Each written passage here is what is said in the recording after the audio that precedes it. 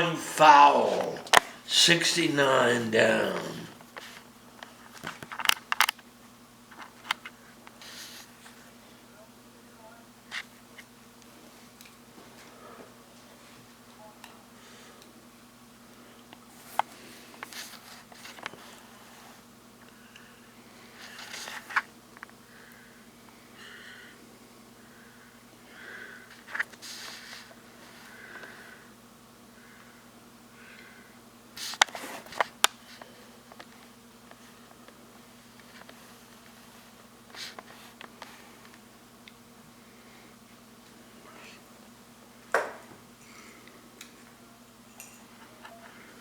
What?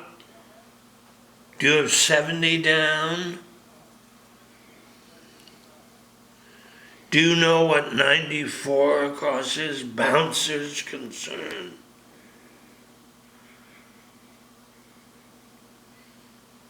What? Age? A-G-E? But I have queen above that. Can you have Q-E? 90 is queen.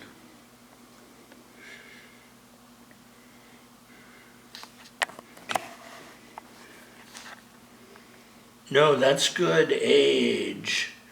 Do you have 87 across? Sorry, sort. What? Sad.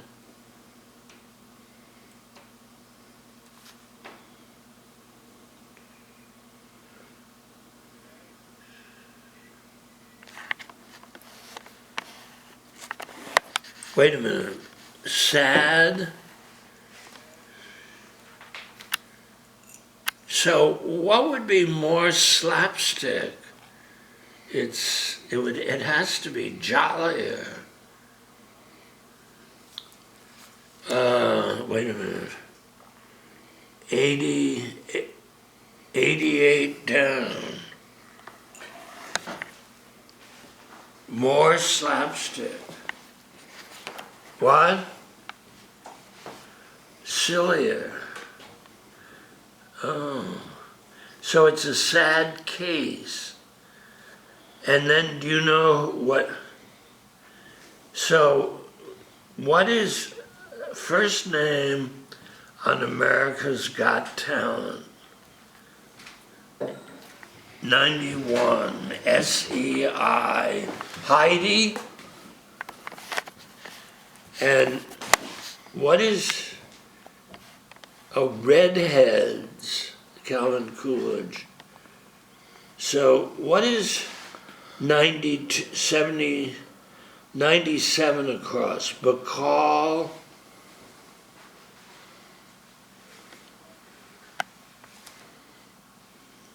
So what is that a joke on?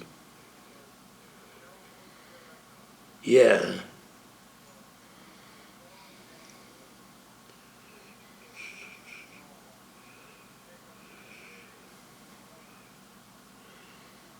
Oh, C-A-L. California, you take out the C-A-L. Why? Oh, all right. Okay. Thanks. I think we've got it now.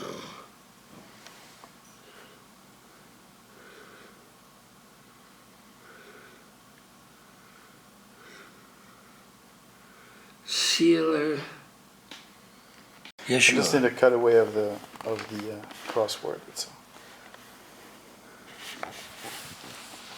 Yes, you are.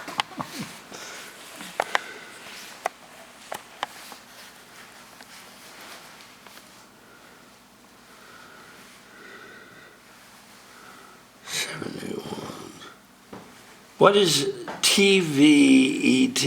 What was his name? His name was Mork. TV.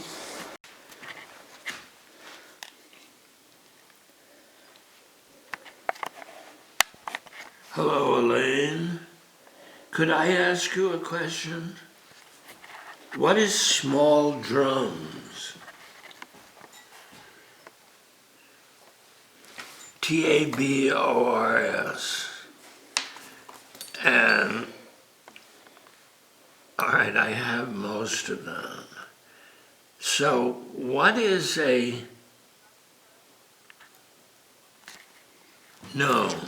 Lumia. What was their name? Lumia. They were the Lumiere brothers. Lumière. Yeah, where does that go? Yeah, see, it would fit. The Lumieres. Lumires.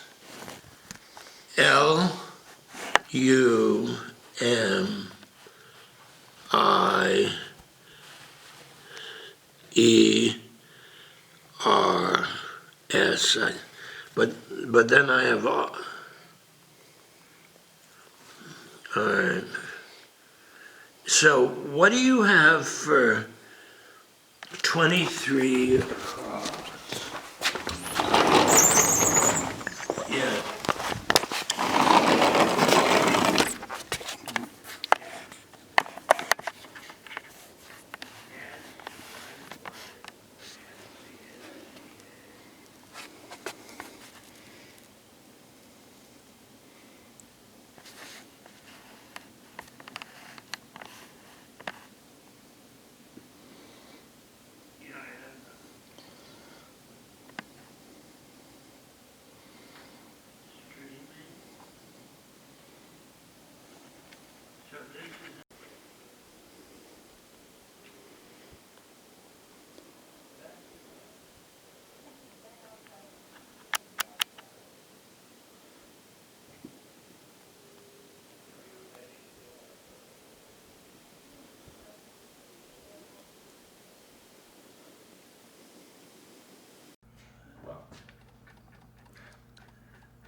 Who knows what was racing through his mind, but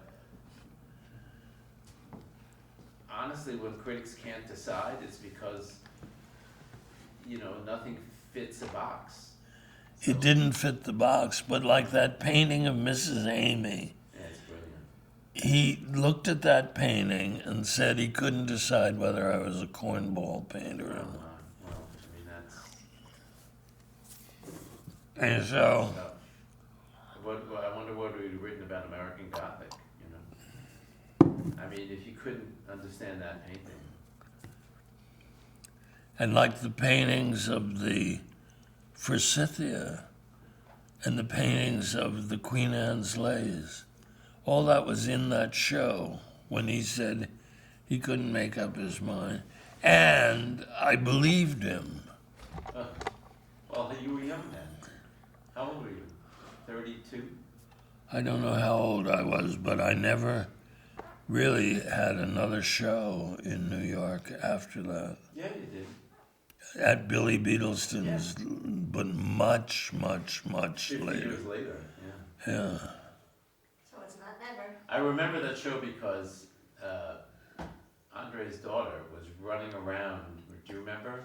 She was 4 or 5 years old at the time, and not obeying. It was like the first. He was horrified because it was the first time that Katie is a kid that she wouldn't listen to them.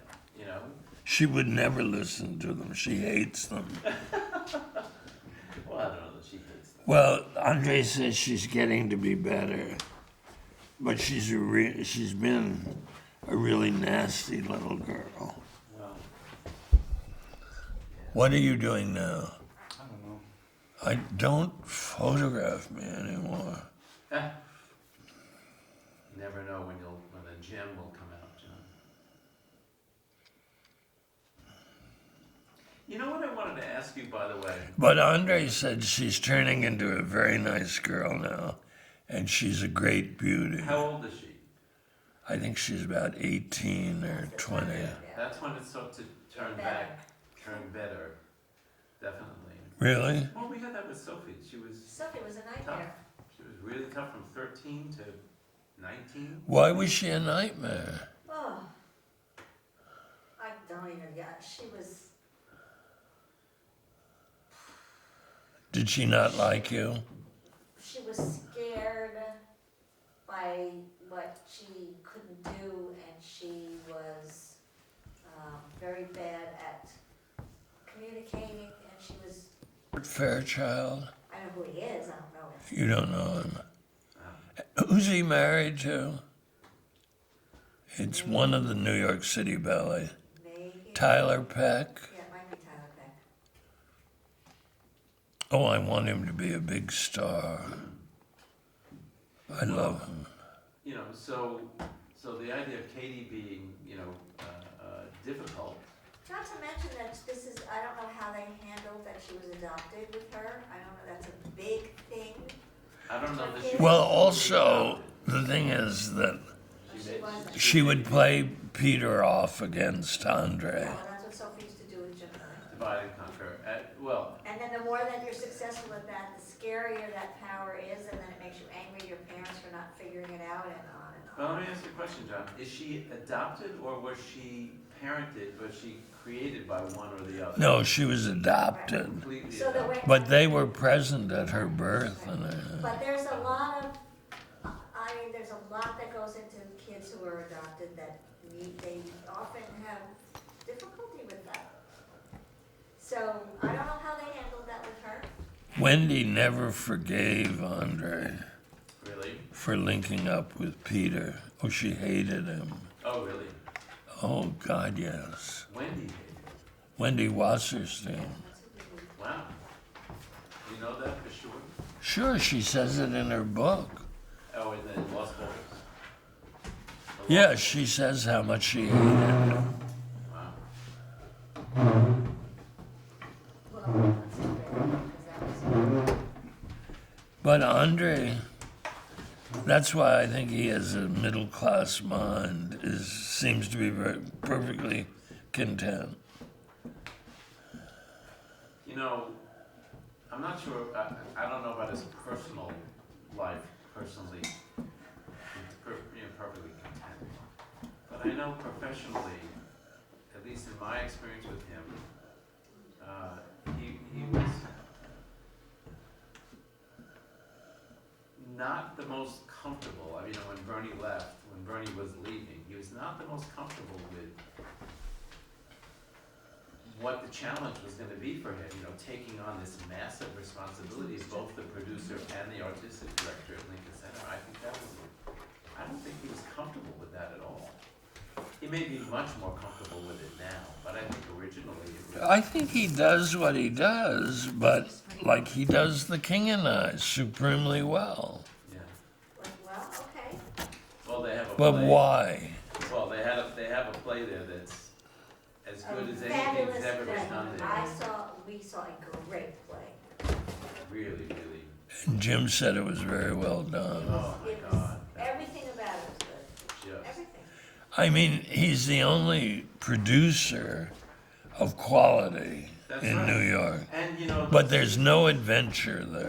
Those seasons are curated in a way that no other theater is doing. You know, this season it's all about culture clash. I told him that you had said that. Yeah. And that there's nobody doing what he's doing. You know that the curation of a season. You know, it's like Todd Hames, who I you know, we're friends, and he runs roundabout.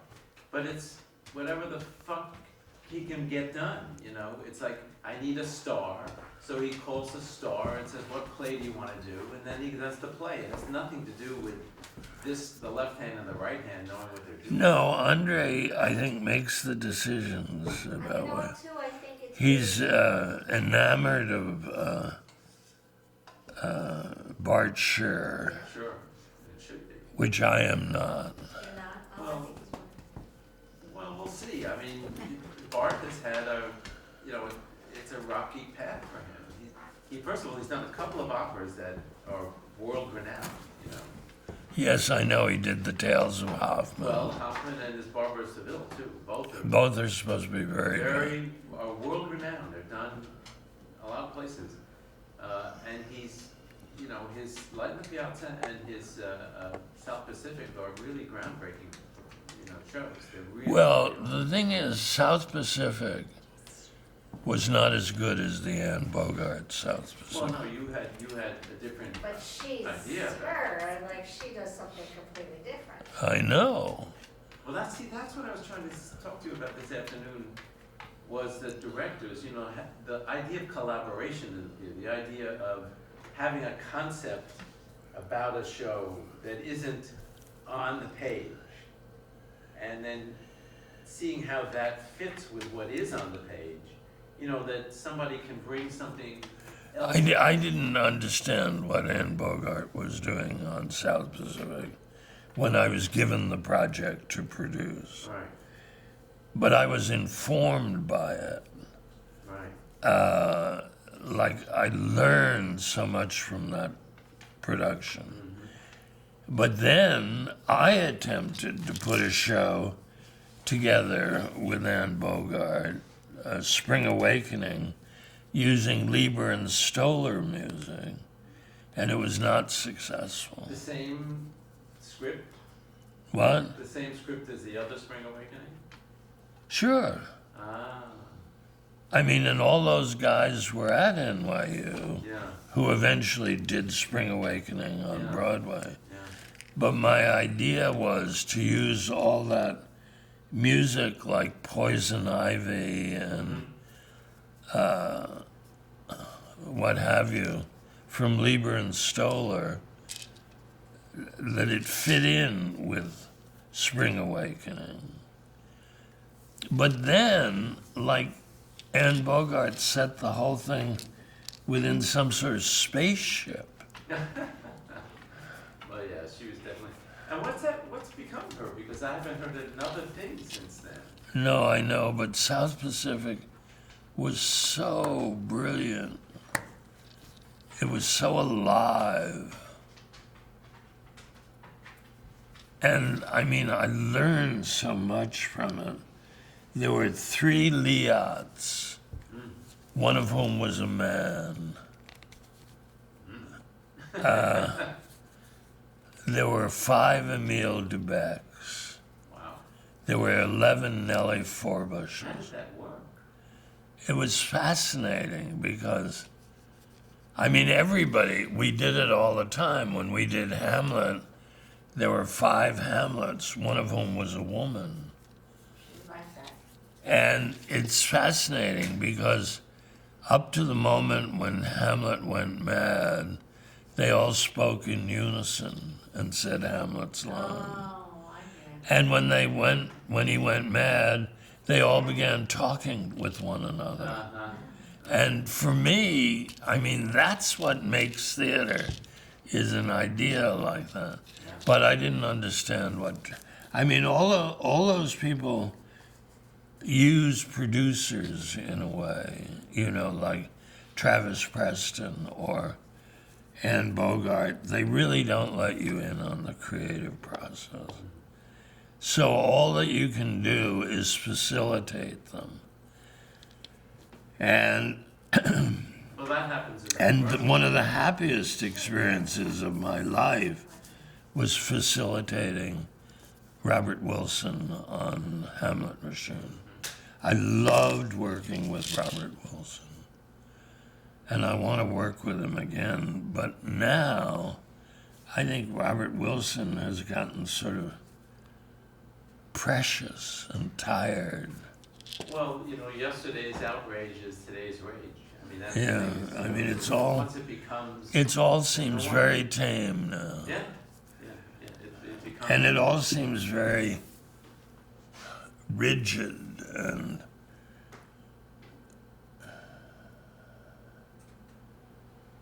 but Robert Wilson did something I've never seen anybody do in the theater, in Hamlet Machine. And that was he divided the play into 4 sections with a film sequence in the middle. And when you first saw it, the play faced out this way. When you second saw it, it was faced this way. The third section faced this way. and the fourth section faced this way. And they would go through identical motions in each section, but in each section they would speak different dialogue so that all the motions in each section had a different meaning. It was fascinating. And you did this with student actors? Yes, but they were brilliant. Yeah, wow. John, if you had to pick one of the things you did in your life, like producing theater, directing theater, writing plays, painting paintings, what's the thing that if you had to pick one, what would it have been? Being a writer. Being a writer. That's the one thing Really? I really wasn't. Except I think I was. When you say really wasn't, what do you mean? I was not a successful writer. Nobody knows me as a writer. People are amazed when they read the book now because they say it's so well written, as if I haven't been working on it for 86 years. It should be well written by this time. And is that the thing that gave you the most joy of your creative capabilities? Is that the thing that gives you the most joy, writing or painting or directing or producing? What? No, I mean, that all. I don't know, that all is about equal. I love painting. When I first finished those paintings of Marco, like I would sit and talk with them, and I loved to sit and look at them and say, I don't know what I said to them, but I would talk with them. I loved doing those. I loved writing the book. I mean, it's all been written in longhand, which I think is unusual nowadays. And Gertrude Stein said that when you really wrote, it would just come out through the fingertips, like you would sit down and you would write. And that happened when I was writing this book. I would just sit down with a piece of paper and one line would follow another, you know. And it took me a long, long while to find the form of the book. Because, like, first of all, I had this idea that I would take the novel and transform it into a memoir, like of the 60s. So I wrote this book that really only included Lee Peyton and Three Clowns, and there was a section called Johnny Valentine, which isn't in the book anymore, and A Trip to Chinatown. And it was all supposed to be like life in the 60s. And everybody rejected it and thought it was hopeless. And then I said to one woman, I've got this idea that what I should do is put everything in. And she said, oh, no, don't do that. We don't want to hear about Marjorie Kemp and all your failures and all that. Don't do that. And then I got that letter from Andre saying, why don't you write about something that's happening now? If you want to reestablish your credentials as a writer, write about what's going on now. And on the same afternoon, I mean, it was snowing and what have you, I began to write the book. Piece of paper, a blank paper, a pen, and like I wrote, you know, it's snowing outside. My dog, Jude, and I are here all alone. I began to write what was. And that was all. It was on the same afternoon that I got that letter from Andre. And so I finally put everything in the book. against everybody's advice. And most people have refused to read it. I mean, like, I sent it to Ann Roth, and I sent a couple of plays to Ann Roth, and she never read them. I sent a couple of plays to Albert Poland, and he's never read them. Most people wouldn't take the time to read anything. Did you send them to Albert in New York or across the river there? At his place in Tappinger Fall. Yeah, yeah. Huh. He never read it. Really? How do you know? And, well, because he's never called me. And I did call him and say, you know, have you read anything? And he said, John, I've got a life. Well, And then John and I kept working away blindly. I sent it to an agent, and he sent it back to me, and he said, as I had originally done it as a memoir of the 60s, and he said, there are dazzling passages here, but you're nobody, and there's no way of getting this thing published. A guy named Rob McQuilkin said there's no way of getting this Did he published. really say nobody? What? Did he really say you're nobody? Yes, he said that he had tried to promote a book by, what's Geraldine Fitzgerald's son? oh gosh, I don't know. He produced some of the episodes of Brideshead Revisited. Michael Lindsay Hogg, Huh. Orson Welles' son. This agent had tried to sell a memoir that he had written, and Michael Lindsay Hogg was not a sufficient name to get anybody to publish it.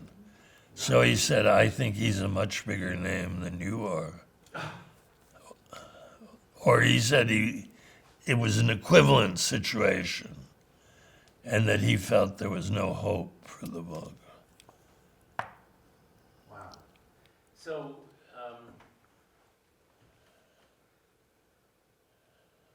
but you wrote it, but you made it with John. John and Now I. it exists, and it has all these different disciplines in it: your art, your photographs, your writing. Your And it only makes sense now. well, as a whole piece, it's a life. It's a creative life. How many times do you get a chance to see an entire creative life in one piece? You know, it's remarkable. But, you know, John, with his endless good nature, I mean, he would type and type and type and type. And then I would revise, and he would have to type again. And nothing was ever too much for him. Wow. Okay. But, well, it beats, going out on a boat at minus 30 degrees pulling up lobsters. So. I know. And I did pay him. I mean, I am paying him. And I've given him a large percentage of the book with you. Well, yes. But his good nature has been remarkable. I mean, most people would have given up long before this. We've been on this since September, and it's now April. Right. How many months is that? Half a year. Is that all? That's all. 7 months. Yeah, but every day. Now, John, I have a few corrections. And I would take this chapter out. After I talked to Drenka and all those people, they said, oh, you got to get rid of that horrible chapter about James Price, the birthday party. No, that's so And important. but in the book that they read, they said, why is that here? Nobody cares about your life. Oh, It's not, because everybody's life has people in it and situations in it like that, and you can totally identify with the person for having lived those things. I mean, come on. Really? Oh, sure. I mean, it seems so horrifying to me when I'm staying in that apartment and am all eaten by bugs No. and go into the Let me neighborhood. ask you a question about that year of your life, or any year of your life. What part of your life did you feel the most loved? Never. Never, ever.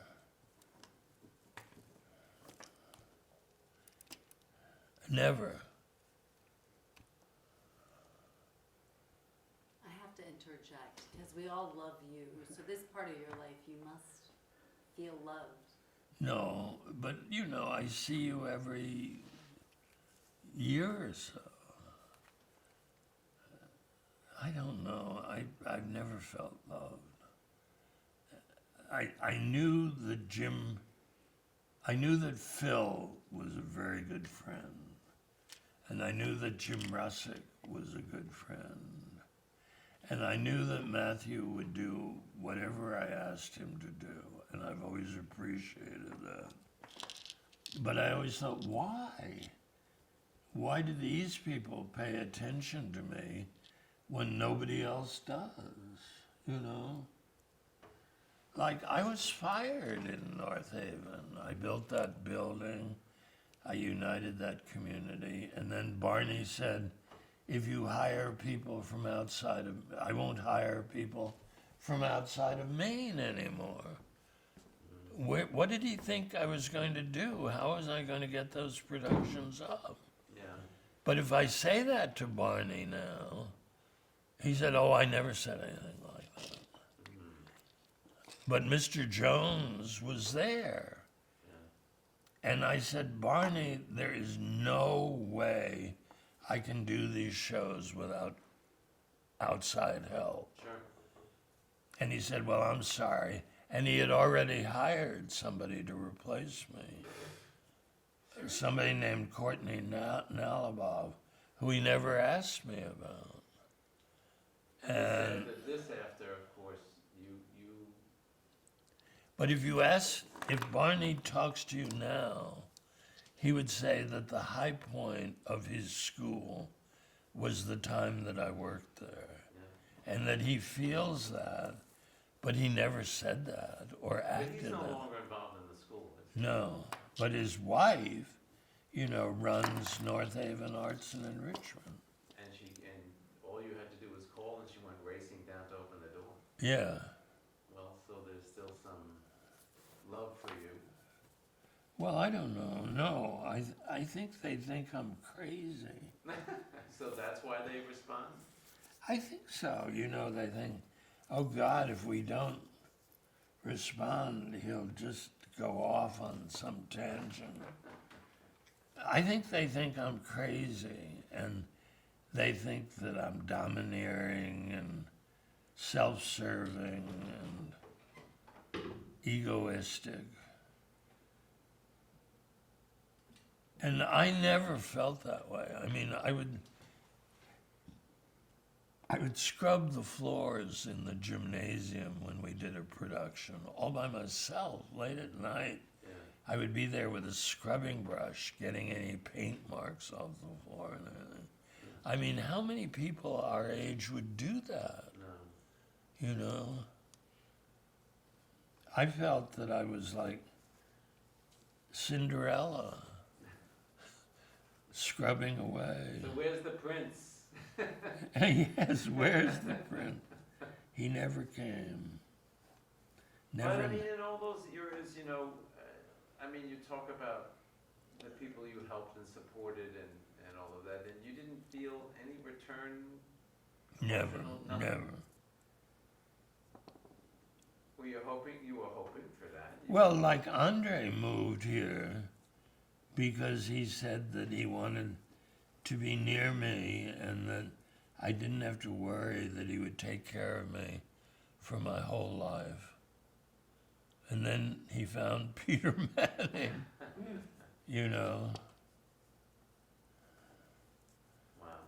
And I mean, it's no longer really much possible to see Andre because of Peter. He's really nasty to me.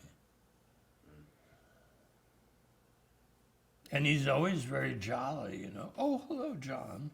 Oh, isn't that a good idea?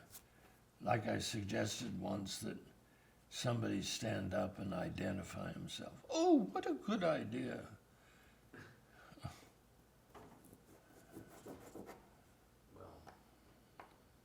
Well, and yet, Andre's mom is buried here, and, he's made a big commitment to the island. Yeah, but I mean, he came here with Wendy because I was here. Yeah. And then he wanted a house. And when this house finally became available, I bought it for him without his having seen it. I mean, I think he probably made a lot of money out of that house. Certainly, that must have been one of the reasons Peter wanted to sell it. But everybody adores Peter, like he's on the board of, he's on PI board, Partners in Island Education, and, he's in with this whole social crowd, and he's very smiley, and they all say, why don't you like him? Well, I mean, we know a lot of people, it doesn't have to, it's gender non-specific, but, the partners of, or spouses of, successful people in the world have a role together as the spouses of successful people in the world, and so they party and go to, and are accepted in society in a way. Well, and with Andre's position, they all sort of chase after him. Sure. He's the head of Lincoln Center. Yeah. And Richard Eder was a very nice man. And his wife is very, very nice. But I wish you could see her paintings. Some of them. And yet, then she has to, there's always and yet she has to do a portrait of me. And it was amazing because she just sat there with her box of watercolors and put these lines down on a paper. And it was quite interesting. Oh, you liked it? Yeah, I did like it. Huh. And I was fascinated by the skill with which she did it. Where is that painting? I don't know. John, what do you want to be remembered for? The plays, which you haven't read. I'm waiting, for Lefty. I'm working on it. Next time we meet. Where am I? Are those my glasses? Yeah, here they